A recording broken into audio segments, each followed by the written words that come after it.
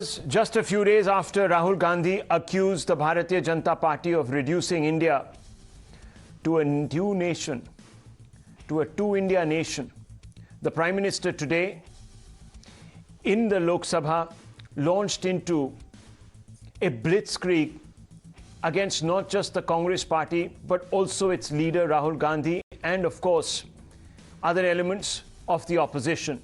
The Prime Minister was very categoric. He said that it's not the BJP that believes in Sabka Saath, Sabka Vikas that has divided the country. It is actually the Congress Party that has pursued and continued with the British policy of divide and rule. That it has in fact emerged today as the leader of the Tukde Gang. That if one were to look at the policies of the Congress from Nehru all the way down to Rahul Gandhi, is responsible for the despondency, poverty that has reduced India into a divided land, divided between the privileged and the poor. The privileged that the Congress works for, that the Congress is made of, and the poor that is being served by his government. To illustrate the point, viewers, the Prime Minister spoke specifically about the pandemic. And he said that in its desire to attack the NDA government, the Congress in fact used a pandemic to try and discredit the government, but at the cost of risking people's lives. The Prime Minister said that the Congress turned into a super spreader virtually by going out there and agitating and inciting migrants, urging them to go back to their homes, even though it knew that along the way they would be betrayed, abandoned, without recourse, only because they wanted the government to fail in containing the pandemic so that there would be a backlash that would go against the Modi government. He says that the problem with the Congress Party today is that it's a party of, by and for the privileged, while the BJP is a party of, for and by the poor. He said that most unfortunately the Congress lives in an ivory tower and it is surrounded by an ecosystem that refuses to let it see the reality. In other words, viewers, the Prime Minister said the Congress is propped by an ecosystem while the BJP is voted to power by the people. Here is the binary, the story of two Indias that the Congress, he says, doesn't get. And here is the story of two Indias the Prime Minister emphasized on when he spoke in the House today in defense of his record and large measure to blunt the Congress's attack spearheaded by Rahul Gandhi a few days ago against his government. Listen in. हमारे यहाँ विष्णु पुराण में कहा गया है, ये किसी भाजपा वाले ने नहीं लिखा है, विष्णु पुराण में कहा गया है, उत्तरम यत् समुद्रस्य हिमाद्रश्च दक्षिणम वर्ष तद भारतम नाम भारती यत्र संतति ही। यानी समुद्र के उत्तर में और हिमालय के दक्षिण में जो देश है उसे भारत कहते हैं तथा उनकी संतानों को भारती कहते हैं। विष्णु पुराण का ये श्लोक अगर कांग्रेस के लोगों को स्वीकार्य नहीं है तो मैं एक और कोट इस्तेमाल करूंगा क्योंकि कुछ चीजों से आपको एलर्जी हो सकती है। मैं कोट कह रहा हूं, एक क्षण आता है मगर इतिहास में विरल ही आता है जब हम पुराने से बाहर निकलकर नए युग में कदम रखते हैं। जब एक युग समाप्त हो जाता है, जब एक देश की लंबे समय से दबी हुई आत्मा मुक्त होती है, ये भी नेहरू जी के ही बोल है। आखिर किस नेशन की बात नेहरू जी कर रहे थे जी? ये नेहरू जी कह रहे हैं। और माननीय अध्यक्ष जी, यहां तमिल सेंटिमेंट को आग लगाने की भारी कोशिश की गई। राजनीति के लिए कांग्रेस की जो परंपरा अंग्रेजों के विरासत में आई दिखती है,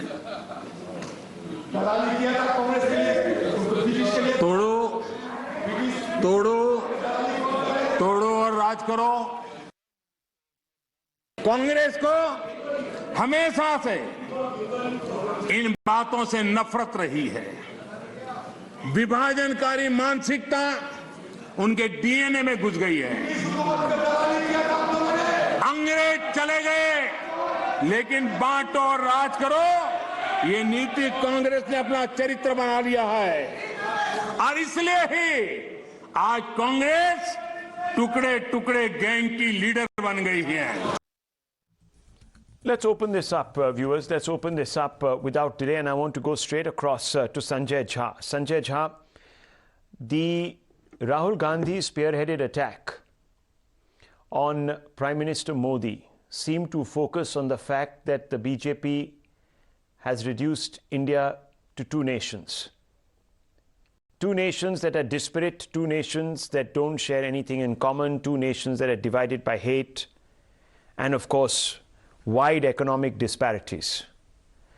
But the Prime Minister has turned this around and said that that's exactly what the Congress has done. In fact, it's the leader of the Tukde Gang. And he focused specifically on not just the handling of a large number of national security related issues or center state relations, but in specific to the pandemic, saying that, look, at the height of the pandemic, when India needed to be locked down, you incited migrants, you used them as cannon fodder to get back at the government. And I want to ask you, even when it came to your own states, can the Congress deny that its government did not take adequate steps to cater to the needs of migrant workers during the lockdown? And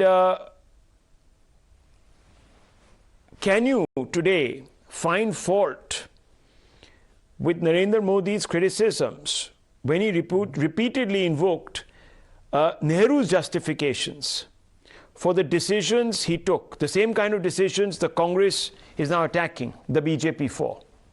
Mr. Jha. Okay, Rahul, I'll give you a very short response, and if I'm not, I'm extremely grateful.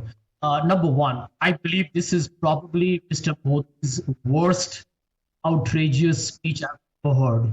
It's a monumental embarrassment. It's happened in Lok Sabha, but me sitting here as a suspended Congress leader will debunk two lies, and I can tell you the world will see how India's Prime Minister abuses his power and in a way destroys the credibility of the sacrosanct Lok Sabha. Number one, everyone and his uncle and auntie know that when the draconian lockdown was announced by Mr. Modi as the Prime Minister, BJP has 303 seats, Mr. Modi is the Prime Minister, Congress has 52 seats, and Rahul Gandhi is not even the leader of the opposition, he's not the Prime Minister per se. If the BJP cannot today take responsibility and only blame the Congress, it should resign. It is incapable or incompetent of governing. The migrants who went back, the people who died on the railway tracks, it was the Congress party and some others that got together to send them home. Piyush Goyal did not even know what was going on with the migrant crisis. And Rahul, I have been on your show in times now during that period when we called it the world's, probably one of the worst humanitarian crises created by an incompetent government that was sleeping in the wheel. Number two, Mr. Modi claims today that the COVID India has handled best. Does Mr. Modi know the hard data of his own government? Or is he sleeping in the wheel? India is today the third highest in number of deaths. We have crossed 502,000 deaths, which is 500,000 people. In the number of cases, we are 42 million, second after America. And the second wave happened because you and I know, Rahul, that the government did not care about the vaccines. We did not even have oxygen. And the government actually allowed innocent people to die during a very brutal phase. Lata Mangeshkar, by the way, yesterday has died because of COVID too. And I think, there's got to be some level of remorse, regret, and I would say shame in this government.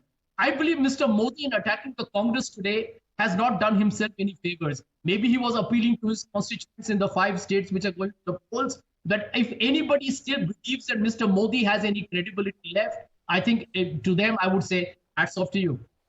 Okay. A national spokesperson of the Bharatiya Janata Party, Sanju Verma. Go ahead. Rahul, there's a famous quote, a leader is somebody who knows the way, goes the way, and shows the way.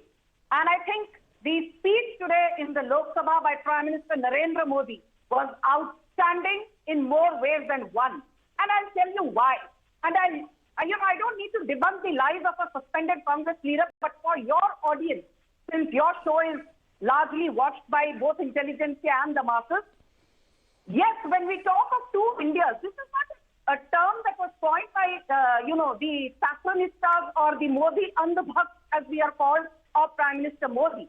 But since the basic crux and premise of this entire narrative is the two Indias, which is what Prime Minister Modi wanted to debunk and nail, I'll give you in 30 seconds, I'll debunk this. Before 2014, Rahul, we had 387 medical colleges. Today we have 597 medical colleges or close to fruition. Before 2014, India's sanitation rate was only a mere %. Today, India is largely ODS, open defecation free. Before 2014, rural India road network was only 3.81 lakh kilometers. Do you know how much Modi ji has built only in the last 7 years, Rahul? We've added more than that amount. Today, the overall rural road network is more than 7 lakh kilometers. Coming to COVID, USA has a population which is 33 crores. They've reported 9 lakh deaths. On saying that death should be reduced to a mere statistic, but there has to be a sense of proportion. We are a country of 138 crore people. We've reined in the number of deaths at less than 5 lakhs. And by the way, 1.43 lakh deaths, the highest in India, come from a Congress-ruled state in alliance with Shiv Sena and NCP called Maharashtra. Do you know something? Why Prime Minister said that there's a policy of divide and rule? Did we ever need Article 370? It was well past its expiry date. You always believed and abetted the idea of two Kashmirs. You refused to acknowledge the Kashmir pogrom of 1990. Prime Minister Modi is trying to undo the historical Nehruvian blunders. And I'm so thankful I'm living in a day and age when I can proudly say during my time, Article 370 was revoked and for good. I'm so proud that today, as a citizen of India, I can say that 81 crore people were given free food every single month in what is the world's largest food security program in the world. Today, we run Ayushman Bharat, which is many times more bigger than Obamacare, the largest healthcare scheme in the world. Today, more than 44 crore Jan Dhan accounts are open, the biggest financial inclusion scheme in the world, of which 55% beneficiaries are women. And one more thing, Rahul, this whole narrative about employment, Sanjay Jha, shame on you. Today, Modi has created an economy which is not one of job seekers, but one of job creators. One of job creators, and I'll tell you why. I will re-quote the Prime Minister. Before 2014, there were 500 startups. Do you know how many startups are there today? 61,500. The total number of unicorns are 9090. 44 unicorns came up in the last 1 year alone. That is Okay. the kind of entrepreneurial energy that has been unleashed. So you're saying... one thing. I'll end by saying one thing, please. I'll end by saying one thing. Rahul Gandhi is a man who says, मैं तमिलियन हूँ. अरे तिरुवल्लुवर तो आपसे बोला नहीं जाता. विश्वेश्वरैया तो आपसे बोला नहीं जाता. You want to encourage balkanization and you sit and give homilies and platitudes on, how you did a great job. We speak of Akhand Bharat. So you're you saying... speak of Tukde Tukde. We speak of Jibe. Okay, You so speak of what you're Gang. saying... We speak of Vikas. Okay, You okay. speak of Vinas. Okay. So you're saying that, look, there are two Indias. There was the UPA's India and there is the NDA's India. Dr. Anand Raghunathan, the BJP will say, look, in the UPA's India, Kashmir was kept segregated from the rest of the country. We scrapped Article 370 and integrated Kashmir with the mainland. There were Pakistani Hindus that were never kept in the mainstream, never welcomed into the mainstream, but we changed that. That there were the corrupt who had access to the state's resources and they were the exploited who lost them. That there was a creamy layer and there was an ati pichda, there was an ooch and a niche, as summed up by one extremely abrasive remark by Mani Shankar Iyer, and that there were loans to the rich and there were people knocking on the doors for recovery of the poor. That's what they'll say. That's what they've said, and that's what they say.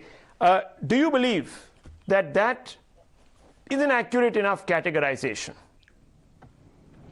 Good evening, Rahul, and good evening to all my fellow panelists. I've been waiting very patiently and hearing. I hope I won't be interrupted. No, I think that was a masterclass by the Prime Minister. And I think he answered all the questions that have been posed. It's almost like an open book exam because Rahul poses these questions and the Prime Minister has a couple of days to get back. And if he was, part of an interview and the interviewees would have said, salary kitni loge discuss kar le. So full marks to him. But there are two issues here and they're very important. Number one, Rahul, it is beyond doubt that India has progressed. Beyond doubt. If you look at, all the propaganda of, and of course, some of my esteemed fellow panelists would balk at saying this, that how dare I use this word propaganda. But the fact is, you look at all the foreign publications, you look at the opposition, even if you don't want to call it propaganda, you call it their allegations. And you look at the latest economic survey that has been prepared by Sanjeev Sanyal, you only have to look at a dozen graphic charts. You will, your eyes will open. Those who are not propagandists, their eyes will open. India has progressed on every field. In fact, my good friend Sanjay Jha would be, I want to tell him, Rahul, through you, that he was the one who actually started this, saying that in 2017, we've had a 45-year high unemployment rate. Well, let me quote to you the International Labour Organization estimate for India. Unemployment rate in percentage, 2014, 5.60, 2015, 5.56, 16, 5.51, 17, 5.41, 18, 5.33, 2019, 5.27. So, so much propaganda has gone under the bridge. No one is doubting that India has progressed. The point I want to make right now, and this is important, is that India has not been allowed to leapfrog. Because yes, Modi may accuse of opposition to be divisive. Modi may accuse that opposition is destructive. But at the end, who has suffered? The Indians have suffered because, let me take one example. Why to talk about other examples? The farm laws. The farm laws would have made India leapfrog at least a generation ahead in terms of development, economic, agricultural, in terms of GDP, everything. Because remember, 44% of our active labor force is in the field of agriculture. 83% of Indian households are dependent on agriculture. What happened? The Congress said Modi will be forced to take back these black laws, which incidentally were in the Congress manifesto. And what was the result? If Modi had, ignored the opposition saying, you guys don't matter, India will progress. But at the end, they mattered, no? Modi had to take back the farm laws, which were important for India. So let us not forget, India is developing, but when it comes to leapfrogging, I'm afraid Modi is still stuck. He's still afraid and listening to the opposition. Well, look, one second. Sanjeev Verma, let me get everybody into this and I'll come back to you. Let everyone have their varying shades of opinion on the show. Sanjeev Srivastava, a simple question to you. There are two Indias, said Mr. Modi. The India that has voted the BJP into power directly or in alliance in 17 states and 3 union territories, if my trivia is right. And the India that has reduced the Congress to playing a second fiddle in at least 2 states and hanging on to dear life in 3. That should conclude the argument. Should it not, Sanjeev Srivastava? Despite all these monumental blunders that Rahul Gandhi attributes to Modi and to the BJP, to the NDA, to what have you, that's the reality. Obviously, obviously the Prime Minister says the crisis for the Congress is that it is surrounded by an ecosystem. Perhaps he's referring to people who sit in studios, etc., who tell the Congress otherwise, but don't quite cut through the fugue, really, the noise of the protesting Indian to show it the reality on the ground, the disenchantment on the ground. Is that something that the Prime Minister is right about? Would you agree, Sanjeev Srivastava? Hi, good evening, everyone. Rahul and all my fellow panelists.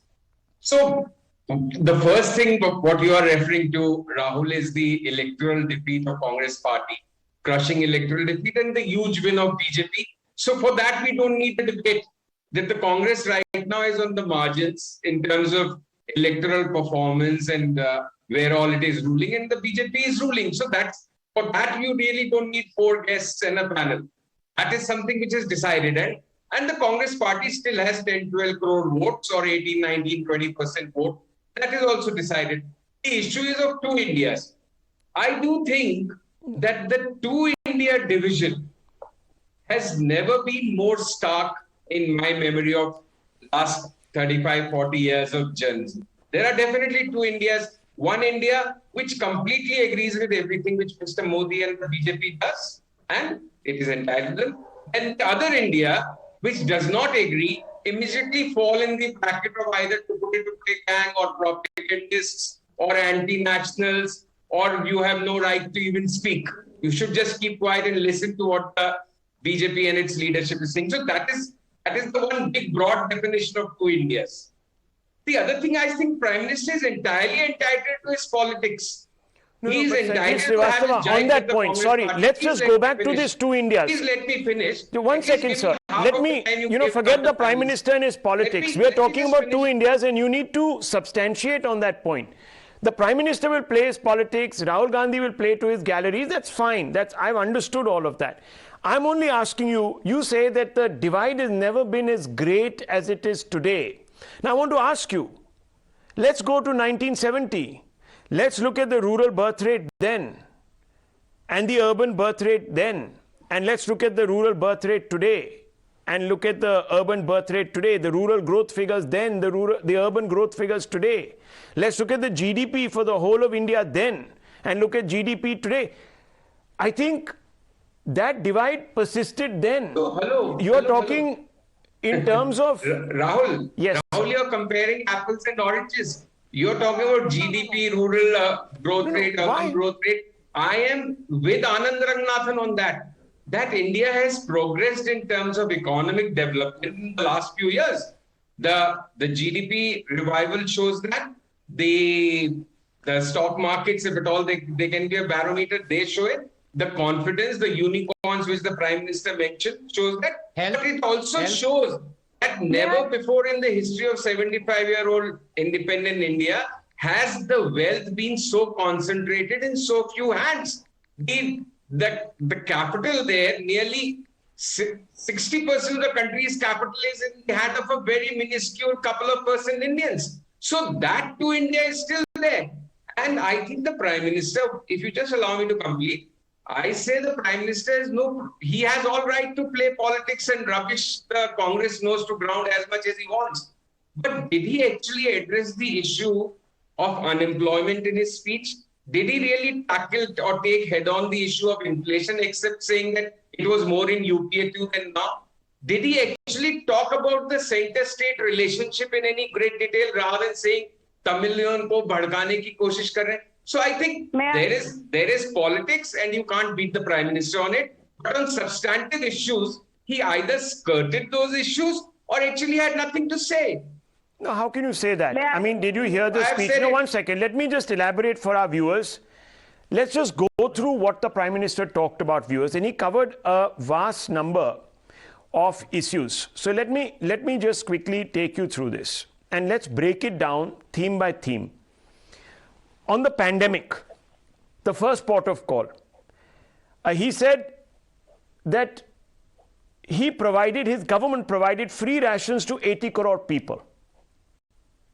So you addressed the pandemic and whether there was a provision made to support people. And we also know that Manrega was oversubscribed by almost 50%, 70% in this period of time. Startup India. He talked about Startup India. He says that this period under the NDA 2014 plus has seen 44 unicorns, the emergence of them. He's talking about employment, viewers, here in just one narrow paradigm. He said, what did the opposition do? They mocked Startup India. But today, we have 44 unicorns. That means 44 companies that are more than $1 billion each. That's a big sum, viewers. He then spoke about Make in India, manufacturing. So when you say he didn't address these issues, I'm just taking you through these issues. Over 60,000 startups in India under NDA. He then talked about inflation, which you said he didn't address. He said it never rose above 7%. Between 2014 and 2020. So Sanjay, please, I'm just, look, we can. I'm not cherry picking. Now you asked me that he didn't. He said he didn't address these issues. I'm telling you what he said. I'm only picking. I'm only reading his speech, sir. You can come out and say that these are all, cooked up figures. You can say that. I'll bring you in for that. But let me at least put down what he said so our viewers know what he spoke about. Because the charge here by Sanjeev Srivastava, he didn't talk about anything substantive. He skipped all the issues. He talked about the economy. And he says that India has turned into one of the the fastest growing economy, large economy in the world. He says under the UPA, we were forced into the 5 most fragile economies in the world. This is what he said. He said that... yeah, please. In the 2 Indias, Rahul, in the 2 Indias, even anchors listen to only what they have to listen. I praise the government for its economics. No, you said he didn't talk about inflation. I pointed out he talked about inflation. No. You said he didn't talk about employment. You are saying so many unicorns and all that. I gave credit for that, for economic development. I said on inflation, except for saying that UPA 2 had a bigger inflation number, higher inflation number, he didn't address that issue. On employment, how would you have wanted? Let me ask you the counter question, Sanjeev Srivastava. How would you have wanted him to account for that inflation? Would you have said that we should not have spent any money during the pandemic? We should have locked up all our finances because we didn't want prices to go up? Or do you believe that he should have pumped in resources? In fact, there are economists who criticize him for not putting enough. And had he put enough, that inflation number would have been double digit. So I want to ask you, what is exactly what you wanted to hear from the Prime Minister on inflation? Tell me, sir. So you want me to wear the shoes of the Prime Minister or the Finance Minister? No, you wear the shoes of an analyst. Country's economic policy. See, my point is, we are discussing the debate. What is the point? No, we are discussing the debate. I said 3 things: that he's entitled to his politics. Second, that the country has made progress on economic front, and there are many indicators about that.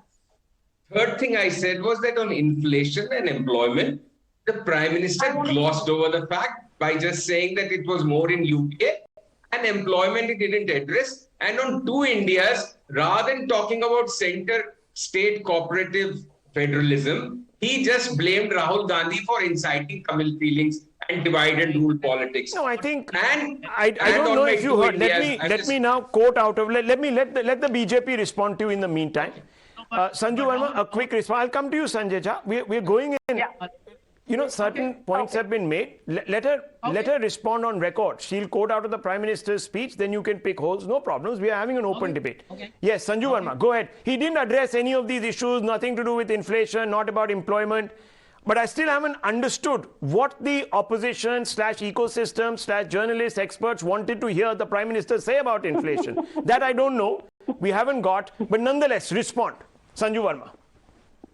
Rahul, there is this famous, quote by Ghalib, ताउम्र Ghalib, हम ये भूल करते रहे, धूल चेहरे पर थी और हम आईना साफ करते रहे. That is the condition of the opposition today. Fractious, beleaguered, frayed at the seams, and still behaving like the proverbial ostrich with its head buried under the sand. Now, coming to the moot point, Sanjay Srivastava made some interesting points. I will not simply quote from the Prime Minister's speech that is there in the public domain. That is what your show is all about. In the last 7 years, the retail inflation is what matters, the CPI. The retail inflation, average retail inflation under the Modi government, and you can put a gun to my head and hold me accountable for this, is 4.9%. The average retail inflation during the Congress time, that is UPA 2, was 8.4%. Under the Mudra Yojana, 17, yes, 17 lakh crore has been given to over 32 crore people. So indirectly, 32 crore people have earned a means of livelihood. Now coming to, there is somebody who said we've not leapfrog. I will tell you what the meaning of leapfrog is. It took us 60 years to hit the first 1 in absolute GDP. It took us 12 years to hit $2 trillion. Within the first 5 years of Narendra Modi's leadership, we became a $3 trillion economy, which implies we added $1 trillion in barely 5 years. Obviously, COVID shaved off some of that. But Geeta Gopinath is on record to say that India will be a $4 trillion plus economy by 2024-25. And Geeta Gopinath, mind you, is not a Sanghi. Now coming about, I will end by quoting something on inequality. Rahul, everybody who has an iota of common sense knows that The Economist, the magazine from the US or UK, wherever it is, The Economist has trolled the Modi government repeatedly. But what does The Economist say about crony capitalism? It says, under the Congress-led UPA, crony capitalism as a percentage of GDP was 18%. It has fallen to 3% of GDP under the Modi government. And you know why it says that it has fallen? It has fallen because the wealth pie is being more equitably distributed. So please do not say that nothing has happened. Can you imagine? Okay, but Sanju Verma, let's one second. Please. Sanju Verma, let me just come in here. Okay, Sanju Verma, one second. Sanjay Cha, give me 30 seconds. I also want to ask a couple of questions from the eco survey itself. Forget about Geeta Gopinath and all these other people. I really don't place much faith in them. But let's just go with your eco survey. And I want to ask you, is it not true that the eco survey talked about how 23 crore people have been pushed back into poverty also over the last 2 years? These are numbers from the eco survey. I know Dr. Anand Ranganathan also pointed to the eco survey. He tweeted in the past saying that, look, in 9 or 10 frames, he blew away all the doubters, etc., etc. But there are some hard numbers in the eco survey which need to be addressed. The fact that the privatization targets were also not met, and a large number of resources we couldn't pick up from there. The fact that we could not create the jobs at the targets that were set by the Prime Minister himself, that the economy, even before COVID, was declining because of a number of factors. These are facts that can't be suggested away by rhetoric. So I want to ask you, Sanju Verma. Very, very nice question. Yeah. Oh. Thank you, Rahul. Though I must admit that, you've not quite lost your sense of humor in terms of trolling the BJP spokesperson by saying you don't care about Geeta Gopinath. I, spoke about her only because she's never known to be a Sanghi. And no, that's true, but I don't like, I despise people, not you, I'm just saying, generally, who sort of quote the international, what have yous to give India a certificate, because I don't think we need them. These people are so fickle, and you know that. I'm not speaking about Geeta Gopinath, God bless her with a long life and let her do well as an Indian and this, that, the other. But they do their thing. And let's do our thing and let's quote our own statistics. Yes. Yeah. Yes. Rahul, you asked some very pertinent questions, and Sanjeev Srivastava also made some interesting points. When you say that 23 crore people were pushed below the poverty line, that was there for a certain period of time.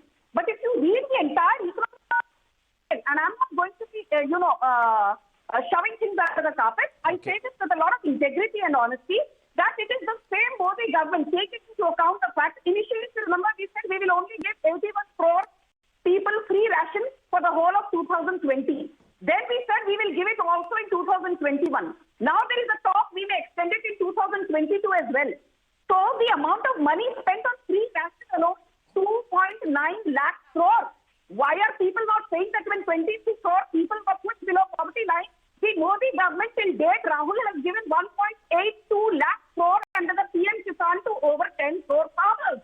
Why don't the same people say that 22,000 crore has been given only to the women beneficiary account holders of Jan Dhan by giving them 500 rupees every month all throughout the COVID first, second wave and continuing till date? Why don't the same people say what you mentioned? For the longest time, the female to male birth ratio was less than 1,000. Today, it is 1,020 girls for every 1,000 boys.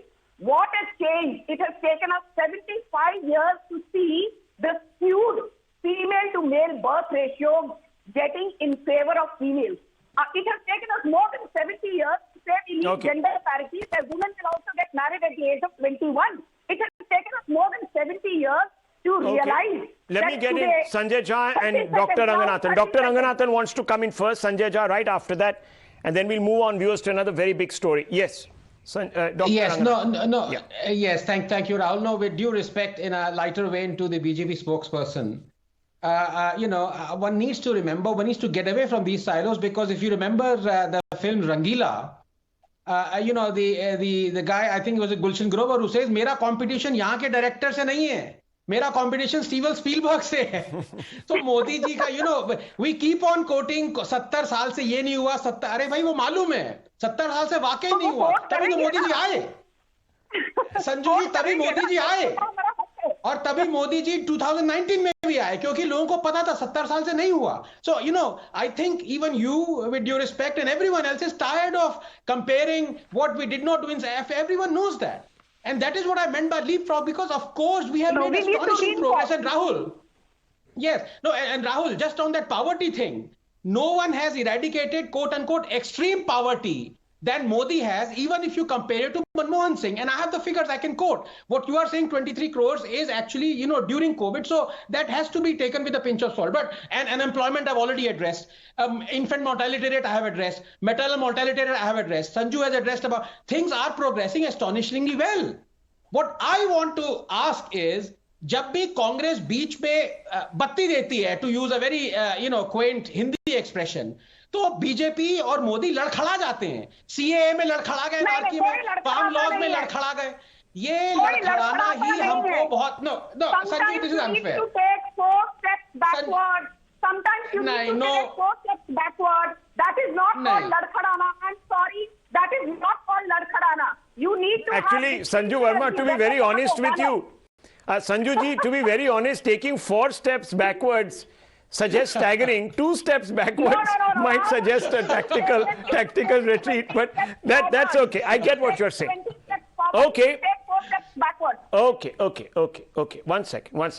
Let me bring in Sanjay Jha. Sanjay Jha, look, there is a reference that the Prime Minister made very particularly in his speech to Mr. Chidambaram.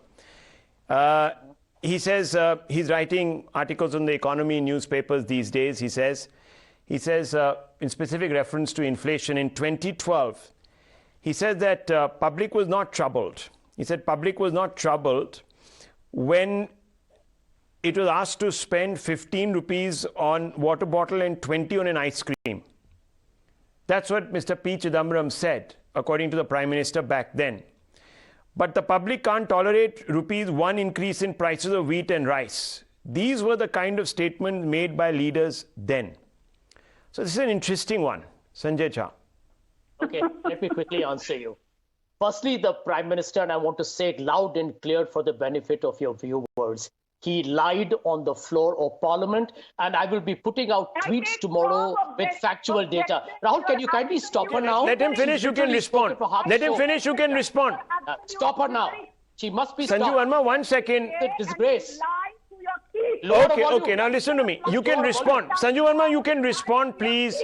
Sanju Verma, you can respond right after. Listen to him, because then you can give the figures. If you're not going to listen to him, you won't have the figures. So just make a list of what you need to respond to. Let him rattle off what he wants to. Yes. So number one. No, I'll give you the time. Don't worry. We don't have to. There's no gun to my head. Yes. Lovely. So now here and I'll give you data.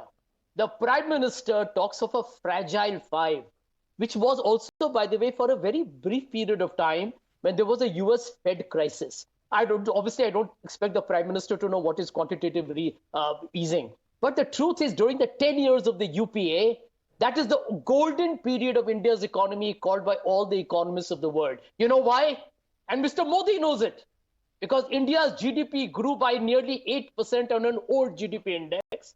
And we lifted 240 million people above the poverty line, which is a remarkable manifestation of an inclusive growth model. Number two, if the prices were high, inflation was high, I agree, because the price of oil was $140 a barrel. And here, this government cannot even handle inflation at $90 a barrel. Point number three, there are two Indias, Rahul.